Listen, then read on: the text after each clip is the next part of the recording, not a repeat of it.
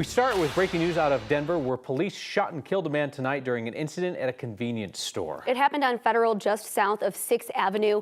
9 News reporter Janelle Finch is live there now. And Janelle, we just heard from police about an hour ago. What'd they say? Lauren and Kyle, Denver Police Chief Ron Thomas told us that an officer shot and killed a man who was threatening 2 people inside the 7-Eleven behind me. Just before 7 p.m., officers responded to reports of a possible stabbing and robbery at Federal and 5th. Law enforcement then found a man threatening 2 store employees in the back room. That's when police fired at the man. One of them appeared to be threatening, actually had a hold of another male party, threatening him with some sort of a sharp instrument. The officers recognized that that person was in imminent danger and began to fire rounds at that individual.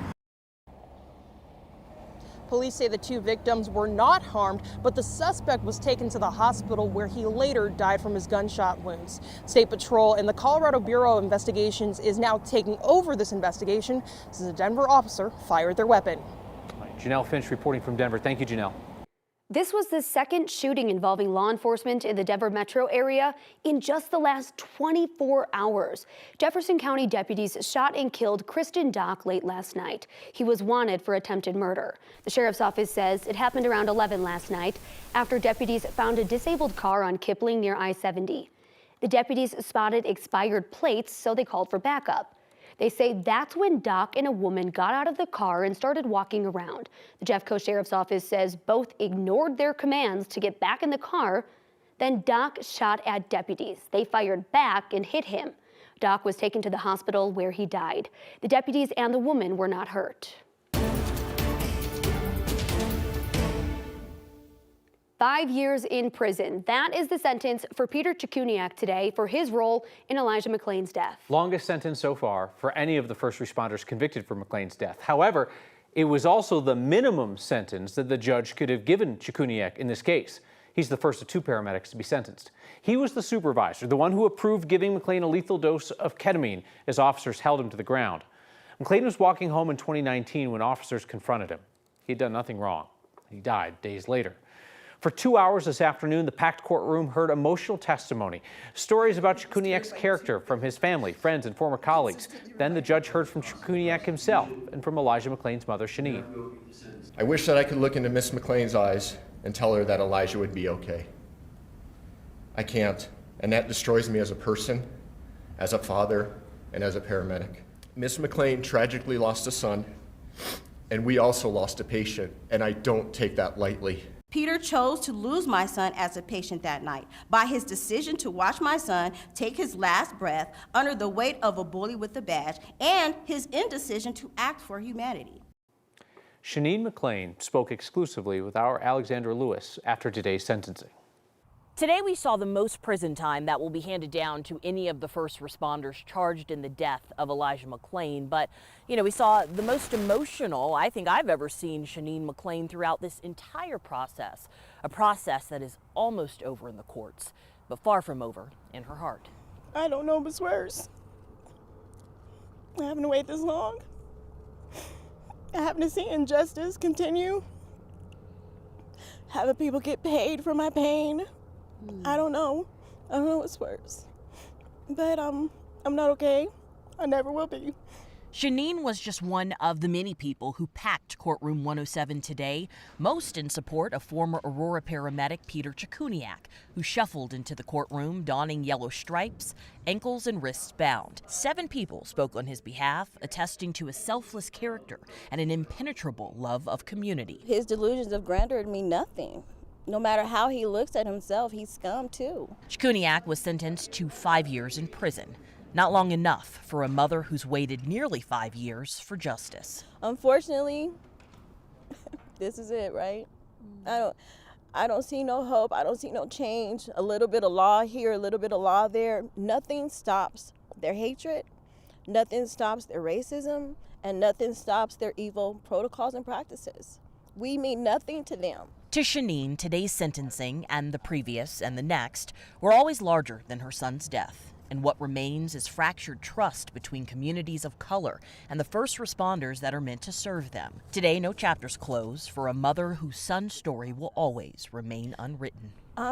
Honestly, I'm so glad it's almost over because I'm just so glad it's over. I can't even imagine what Elijah experienced, you know?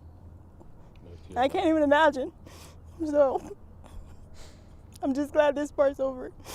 Shanine will have to give one more victim impact statement next month at Jeremy Cooper's sentencing. For her, it's been the hardest part of this process. In Brighton, Alexandra Lewis, 9 News. McLean's death did lead to some significant policy changes for first responders in Colorado. That includes how first responders use ketamine. Aurora Fire no longer uses the drug, and there's a team that reviews when paramedics use other sedatives. Under a state law passed in 2021, police officers in Colorado cannot direct paramedics to give sedatives like ketamine during an arrest.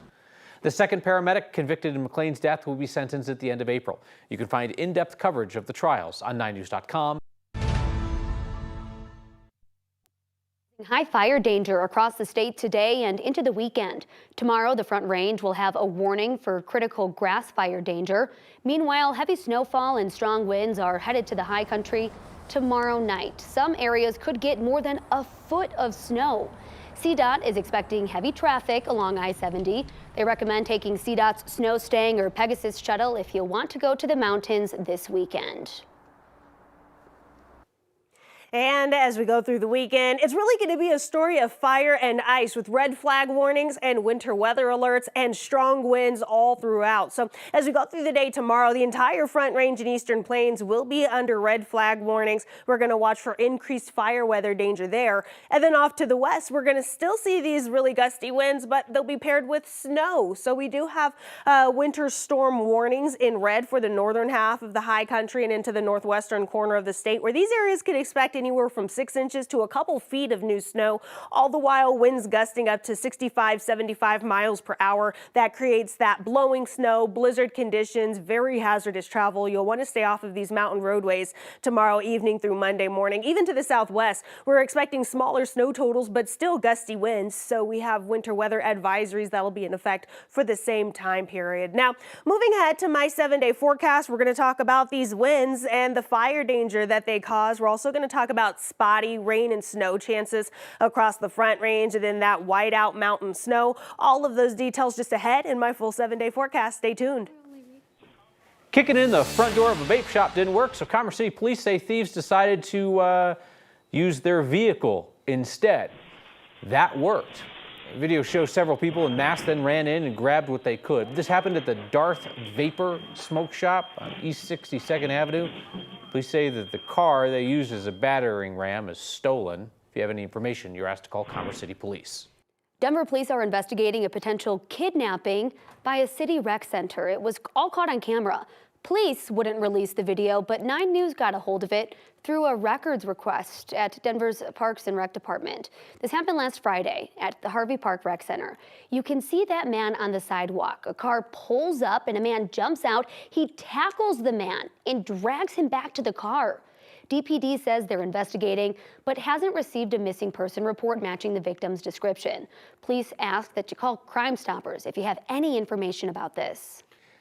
The CDC is starting to treat COVID more like other common viruses, like the flu. They say that people who test positive no longer need to isolate for at least 5 days. CDC says a single set of guidance for all respiratory viruses will make people more likely to follow those suggestions. So the agency now says that people who have COVID should stay home until they've been fever-free without medication for at least 24 hours. And they say it's fine to go back to school or work. They do recommend limiting close contact or wearing a mask for the next 5 days. A reminder to turn in your ballot before Super Tuesday. It is too late to mail it in now. Colorado is holding its presidential primary election on Tuesday, along with more than a dozen other states. The state says it's already received more than 830,000 ballots. You'll need to bring it to a drop box or a polling center before 7 p.m. on Tuesday. We have more information about how to find the closest location to your place in our election article on 9news.com.